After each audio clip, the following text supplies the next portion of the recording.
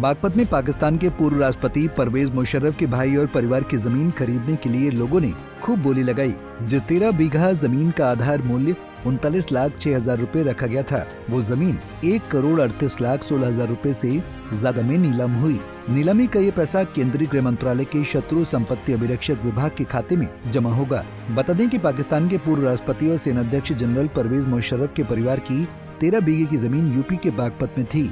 उसी 13 बीघे जमीन को भारत सरकार ने शत्रु संपत्ति घोषित कर नीलामी की प्रक्रिया पूरी की। परवेज मुशर्रफ के परिवार की 13 बीघे जमीन करीब 1,38,00,000 रुपए में नीलाम कर दी गई। बताया जा रहा है कि जल्दी परवेज मुशर्रफ की ये जमीन नए मालिक को ट्रांसफर कर दी जाएगी। दरअसल देश बंटवारे के समय बहुत से लोग पाकिस्तान चले गए, ऐसे में उनकी संपत्तियां यहीं रह गईं, जिसके बाद अब भारत सरकार इन संपत्तियों को शत्रु संपत्ति घोषित कर दिया है। बता दें कि बंटवारे से पहले परवेज मुशर्रफ का परिवार बागपत के कोताना गांव में रहता था। मुशर्रफ के परिवार की 13 बीघे जमीन भी थी।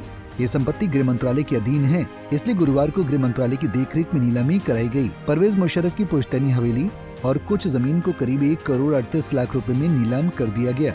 बताया जा रहा है कि 3 लोगों ने मिलकर इस संपत्ति को खरीद लिया है।